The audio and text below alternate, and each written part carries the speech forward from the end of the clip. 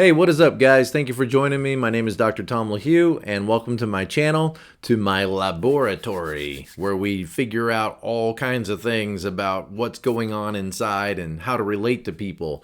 And today we're going to be talking about living with and working with and being around very sensitive people. Okay, so before we get started, in the description below is a link to my website, tomlahue.com, where you can book Enneagram coaching appointments, where you can go through a program to learn how to become an Enneagram coach yourself. And thank you to my patrons. I really appreciate your continued support for the channel. So check out the website. Okay, so let's talk about this issue of very sensitive people, or sensitive people. Maybe we should just say sensitive people. I want to begin this discussion by saying I don't know anything about it, okay? I don't know anything, when I mean like from books. I know there's books out there. I think there's even one called Sensitive People or Living with Sensitive People. I think I even have it on my Kindle, but I haven't read it yet. So I need to read that. I'm just going to start by saying I don't know what I'm talking about. Now, your comments can reflect that. I'm just going to tell you my thoughts, okay? That's all this is thoughts. I don't claim to be an expert. I don't even claim to be an expert on the Enneagram. I'm still learning and reading every day. So let's talk about living with, working with, interacting with sensitive people, and let's try to figure out a little bit of what's going on. And I'm an extrovert, so I talk to think. So I'm going to think while I talk. Okay. When you're around a sensitive person, what do we mean? I don't mean like paranormally sensitive. There are those too, whole other channel. When I'm talking about sensitive people, I mean people that we would say in a negative way, probably. This person's sensitive, they get their feelings hurt. Oh my goodness, you have to walk on eggshells around them. You say the wrong thing and then that sends them in a tirade, or they get emotional, or they get frustrated, or they get hurt. We tend to think of like sensitive people as proceed with caution. You got to be careful around these people. When I think about sensitive people, I think about the positive and the negative. Okay, the positive side is these people are careful.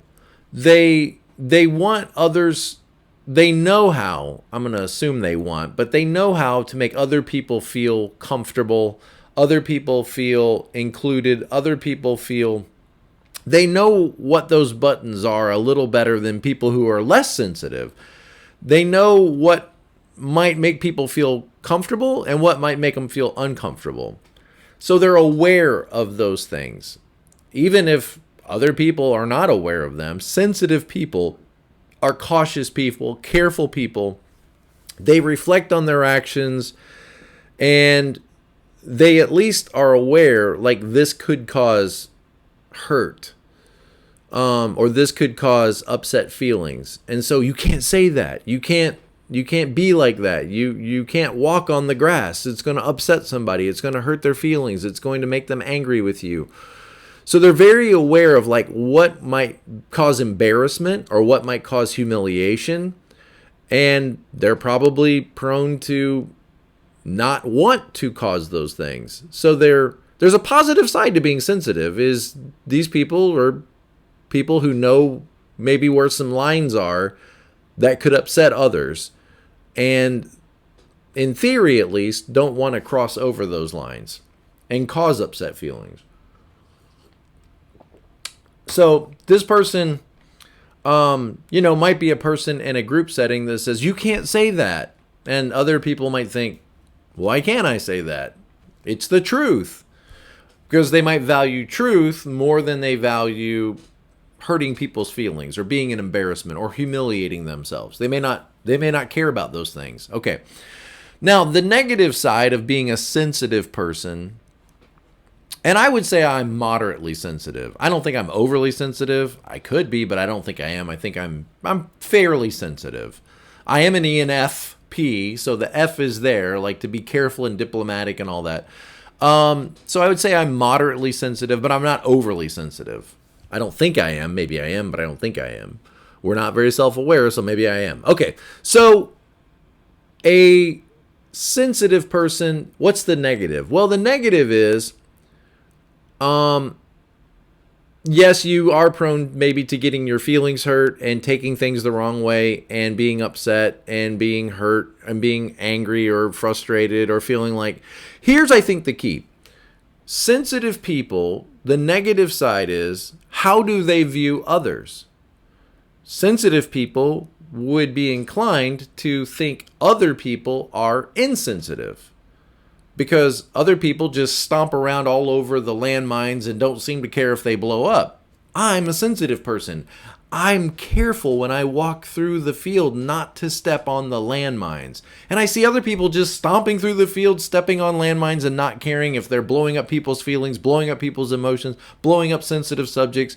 So I think a sensitive person is prone to look at other people as though other people are being insensitive. And to some degree, maybe that is a correct understanding. Other people are not aware that are often not aware that they're being insensitive. They're just being themselves. They're not thinking about being insensitive. So they're not necessarily trying to hurt others' feelings. They're literally not thinking about others' feelings. And I guess that too, a definition would be being insensitive. But that's different than willfully trying to hurt someone else's feelings. So I guess you could look at that as kind of being a neutral ground. Like, I'm not going at others, trying to get under their skin, trying to provoke them to anger, trying to hurt them. I'm literally just insensitive. I'm non-sensitive. I'm not aware that my words or my actions might be causing someone else difficulty or distress. I'm not aware of it. So yes, I am insensitive, or at least not as sensitive as a sensitive person. Wow, that word is starting to be too much. Sensitive. Okay. Where I think a sensitive person might perceive an insensitive person as being a brutal person or being a willfully belligerent person when they're not. They're probably not trying to hurt people's feelings. They're just literally not concerned with feelings. Feelings are not necessarily the most important aspect to this insensitive person. Perhaps, like I said, the truth might be the most important, or funny might be the most important. And so it's funny, but it's not sensitive. It's being insensitive, but it's funny, or it's true, or it's the right thing, but it could be perceived by the sensitive person as being brutal, when that person, the insensitive person, is thinking, I'm not trying to hurt someone's feelings. I'm just stating the truth. Or and they would probably say to the sensitive person, relax. Oh my goodness, you're so sensitive. Okay.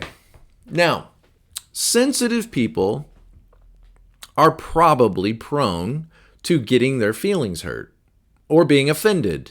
After all, they're sensitive. Right? And so when you say something that you don't perceive to be harsh, or you do something that you don't perceive to be, painful, it could be perceived by the sensitive person as painful. So the metaphor you might think of is, I'm dropping pebbles, pebble, pebble, pebble, pebble, but they land on a sensitive person as though they're boulders. And then the person who it lands on says, ow, that really hurt. You just you threw a boulder at me. The insensitive person is thinking, are you kidding me? That was a pebble. I dropped a pebble. In my estimation, what I said was not hurtful. It was not all that big of a deal.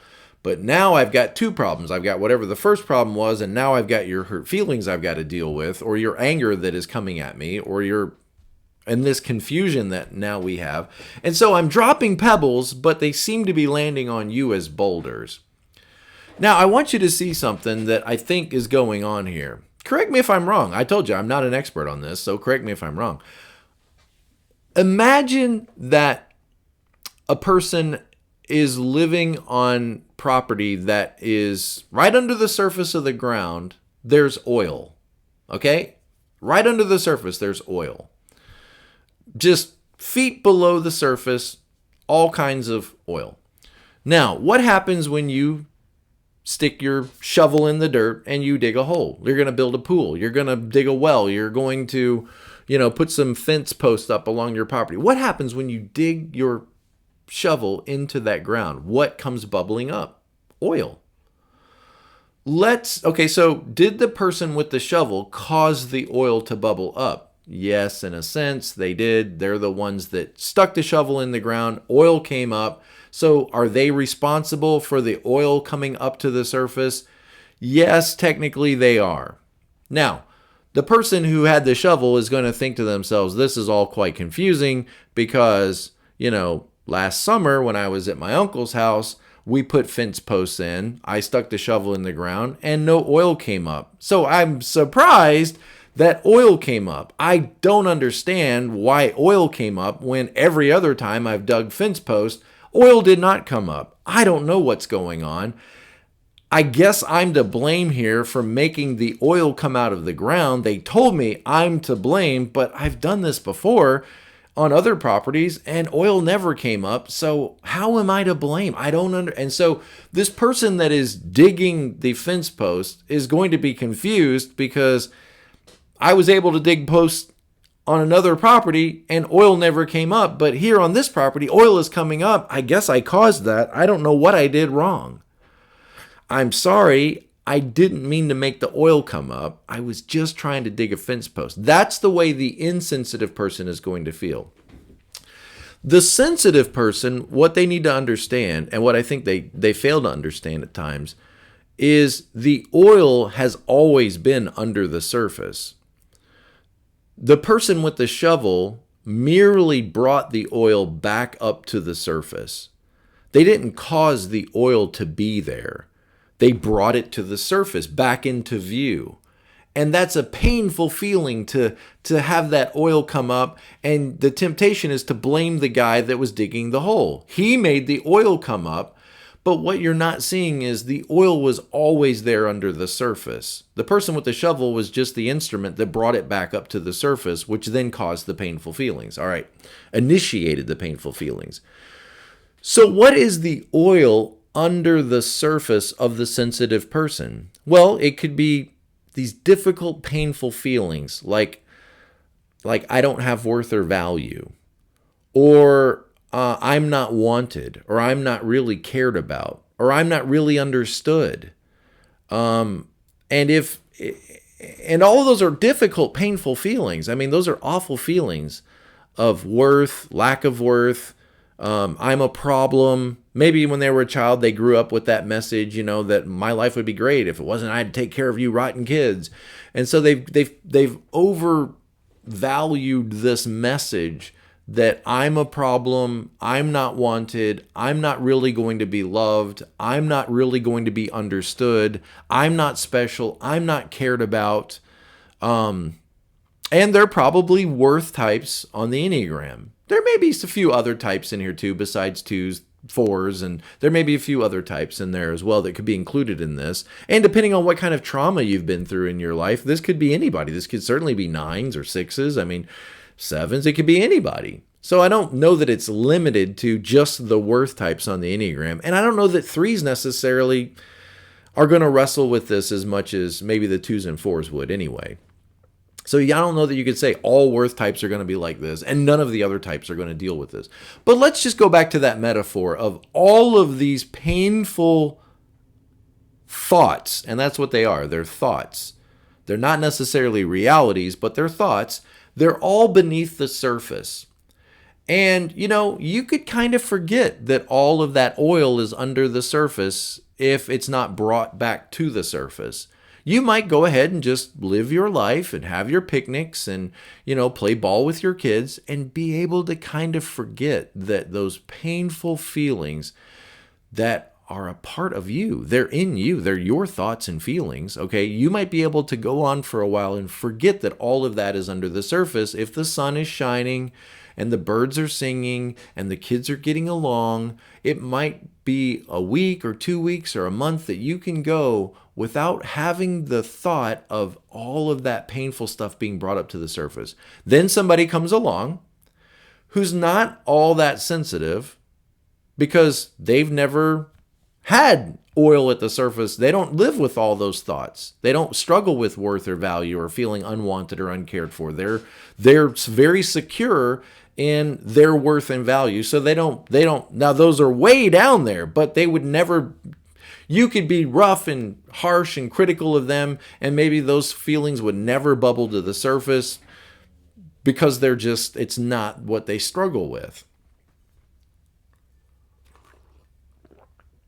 So that well-intentioned neighbor comes over with their shovel and they drop a pebble. It lands like a boulder. They stick in their shovel and they move the dirt and they say something. And maybe they say something like, I could help your daughter with guitar lessons.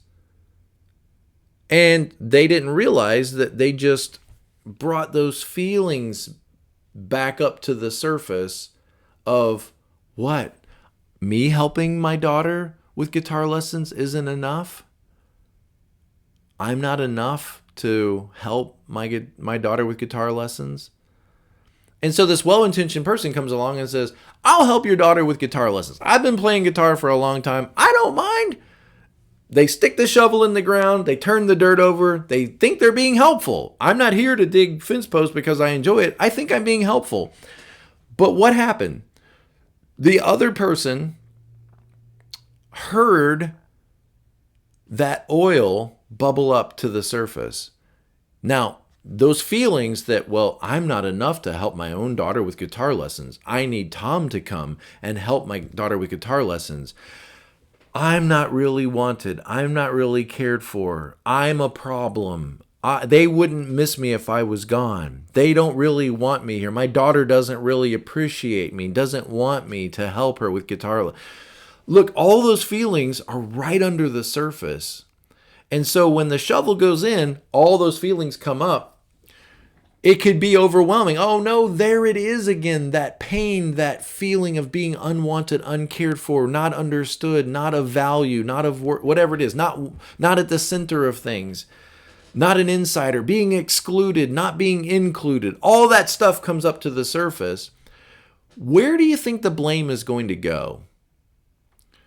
The person is going to tend to blame the guy that stuck the shovel in the ground. You made me feel this way. You made me feel all of this terrible feelings, which is going to surprise the guy with the shovel. Like, what did I do? I literally just tried to help. I was over, last summer helping some other daughter with their guitar lessons, and they appreciated it. I don't understand what this is about. Oh my goodness, I'm walking on eggshells. The person with the hurt feelings may not realize that those are their feelings. They're their feelings that are hurting them. The guy that stuck the shovel in the ground too quickly didn't cause those feelings to be there. They just gave opportunity by something they said or something they did for those feelings to come back to the surface. And when they came back to the surface, it's that old same feelings that have been a problem all of your life just resurfaced once again.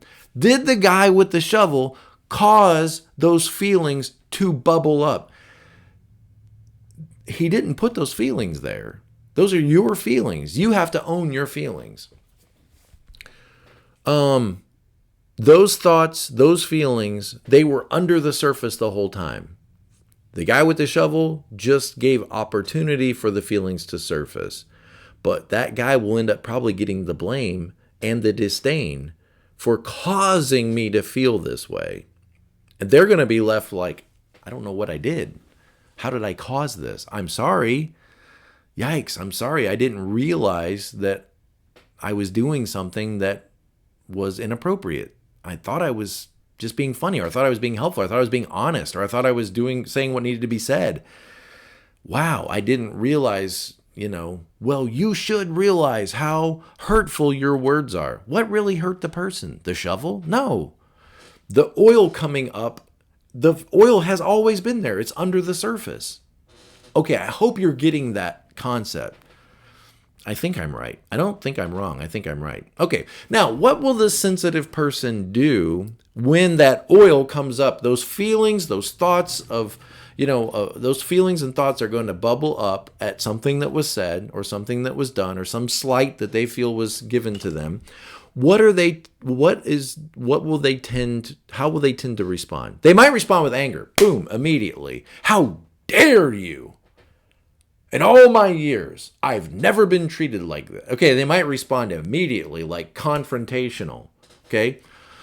They could go respond by forming a little group of, flying monkeys. They could form a little group of people that they'd run off to and, can you believe the way they talk to me? Oh my goodness.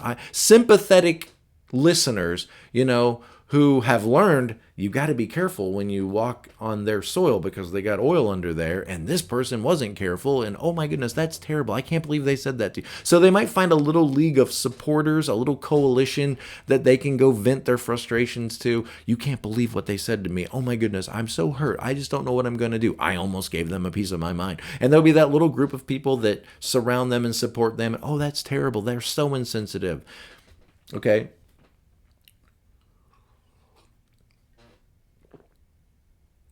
You might also see commercial, cup of sunshine, 7 stuff. Makes you feel great. Okay, so you might also see them just withdraw, get quiet, hurt. All those bad feelings are coming up, like I'm not wanted, I'm not cared about. See, this is further evidence. Once again, I'm not enough to teach my daughter guitar. Tom has to come in and do that. So and now you might see them just kind of like personify this unwanted person. They might just get quiet, reclusive, exclusive themselves, like excluding others. And fine, if I'm not wanted, then I'll just be this unwanted person. I'll just exist over here on the sidelines because nobody wants me around. Nobody needs me. Nobody cares about me. I'm misunderstood. And so I'll just disconnect and withdraw. And that way, it's a little bit self-protective. Like that person hurt me with their shovel. I'm not going to let them hurt me again. So I'm going to withdraw. And I'll just play this role over here apart from everybody, disconnected and not a part of the group and obviously I'm not wanted. Obviously I'm not cared about. So I'll just move over here to the sidelines and I'll just live and exist over here on the sidelines. I think, it's helpful for the non-sensitive person to be patient and to be gracious and realize whatever reaction you're seeing, whether it's direct and straightforward and angry, or whether it's tears and sadness, or whether it's withdrawal and isolation and self-protective, whatever it is, I think it might be helpful for us to kind of look at it like they're helping me see what they're seeing. They're helping me perceive what they're perceiving.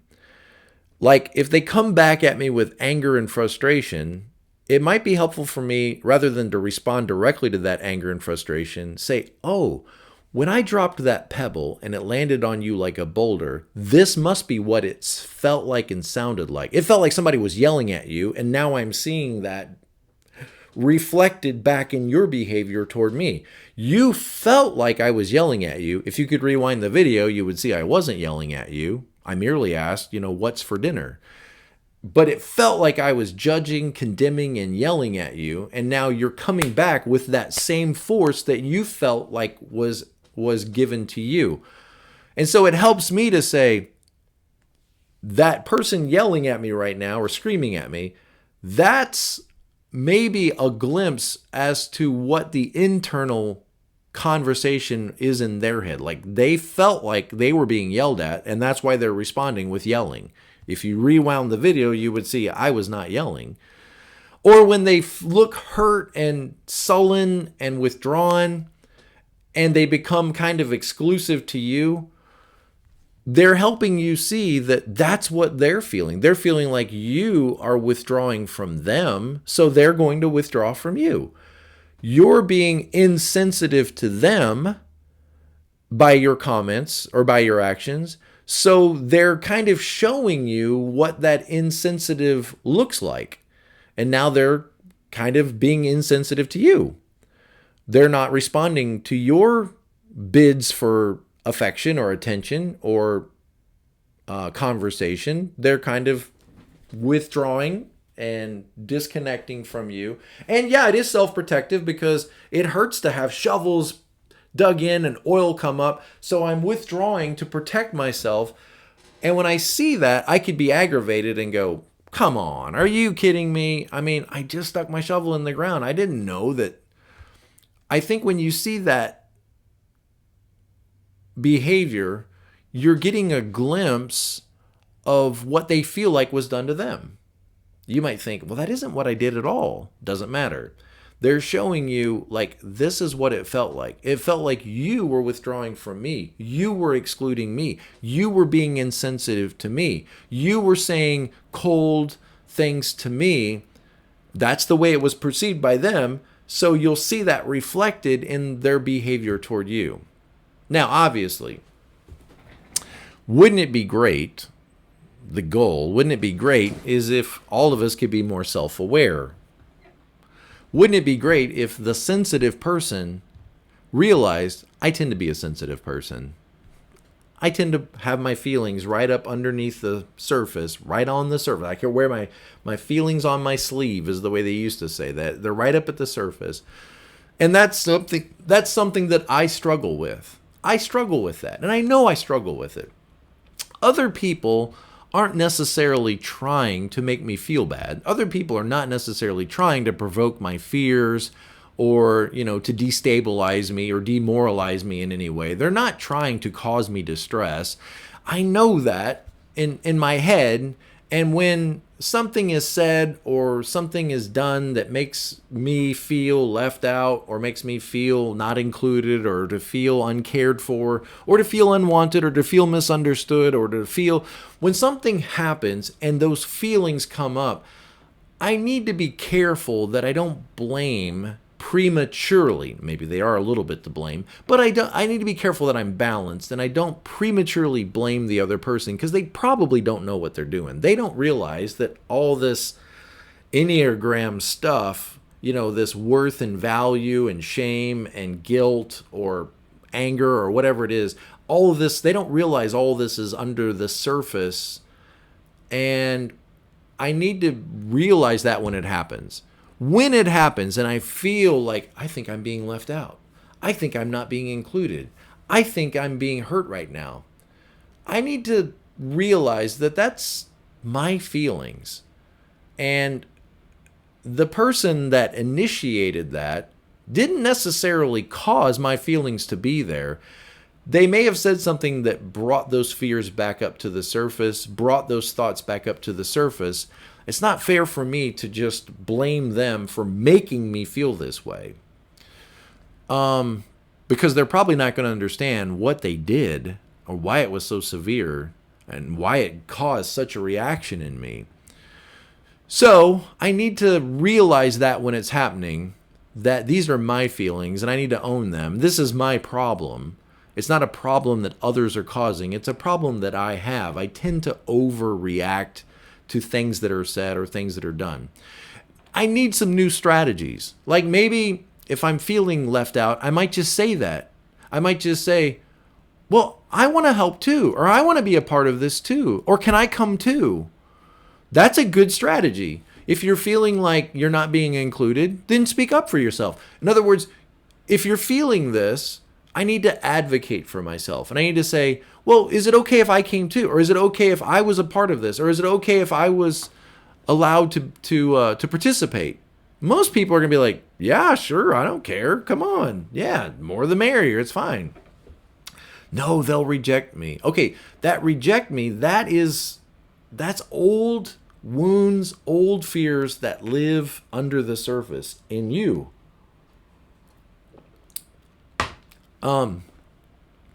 So advocating for yourself or saying, ow, that really kind of hurt my feelings. That really hurt my feelings. Without necessarily blaming the other person for being the cause of those feelings. Look at it more like, ow, that brought all of my painful feelings that I've struggled with all my life back up to the surface. And that's a very difficult experience to have. Now I need to decide what I'm going to do with this. If I focus on they caused this, I'm probably going to turn against that person who may actually be trying to help me and love me. So I'm not going to turn against them. I'm going to have to recognize that, wow, I'm a broken person, and I need to be gracious with myself, and I need to love myself, and I need to be careful with myself, and I need to recognize that there's a lot of old wounds down there that kind of lie beneath the surface. Other people maybe aren't trying to initiate all of this or bring all of this to the surface. It's just part of what it means to be me.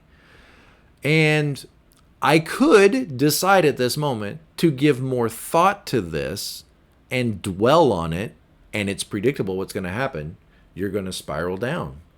It's predictable. You're going to spiral down into depression or despair or lethargy or apathy or whatever it is. And then maybe become combative at some point about it. Withdraw, isolate, anger, frustration, hurt. If you focus on those feelings and think about them and roll them over in your head, and that person caused all that, it's pretty predictable what's going to happen. Or you could decide, it's really tough to be me sometimes. Being a sensitive person has its positives, but it also has its negatives. And sometimes it's just tough to be me. And it's just a part of being me. And I'm not going to give any more thought to this. I'm going to let it go. The stuff comes up, yes, and it is painful, but dwelling on it is not necessarily going to bring about the things I really want in life, like a great marriage or a great family or great work relationships or a positive attitude. I want to have a positive attitude. I want to be a gentle, happy, person who isn't weighed down by. And so if I focus my attention on what they said and what did they mean by what they said and if I focus my attention on that, how could they be so insensitive? If I focus my attention on that, it's going to lead in a predictable pattern. If I move my attention away from that and say, well, we're all different, and I'm going to give them the benefit of the doubt that maybe they didn't mean to drop a boulder on me. To them, it was probably a pebble. And I need to recognize that I tend to be a sensitive person, and I need to be patient with myself and say, yeah, there's a lot of hurt under that surface. There's a lot of fears under that surface. And I'm going to take those to God every day, and I'm going to try to work through those. But I want to be careful I don't blame other people for the stuff that is inside me. Okay. Well, like I said from the beginning, I don't know if I've got it all figured out. I'm trying to figure it out as I go, I'm going to probably read that book on sensitive people, and I may go, wow, I really needed that piece of the puzzle. I really needed that piece of the puzzle. But with talking with so many, people in coaching appointments, I kind of hear the common themes over and over again. And working in the local church, I see it over and over again. So I hope this helps if you are a sensitive person, or you live with or work with or relate to or a parent of or a child of a very sensitive person, to be more patient, to be more understanding, to be more compassionate with each other, to hold each other a little more carefully and affectionately. I hope this helps develop more understanding. And if nothing else, even if I'm completely wrong about this, at least it got you thinking about maybe why we sometimes don't see eye to eye, and that we could work on being more gracious and understanding of each other and of ourselves. All right. Thank you, guys. Wish you the best. And as always, be present to life. And sometimes life can be difficult, and it can be brutal, and it can be harsh, but there's always lessons to be learned when we embrace life as it is. All right. Take care, guys. Bye.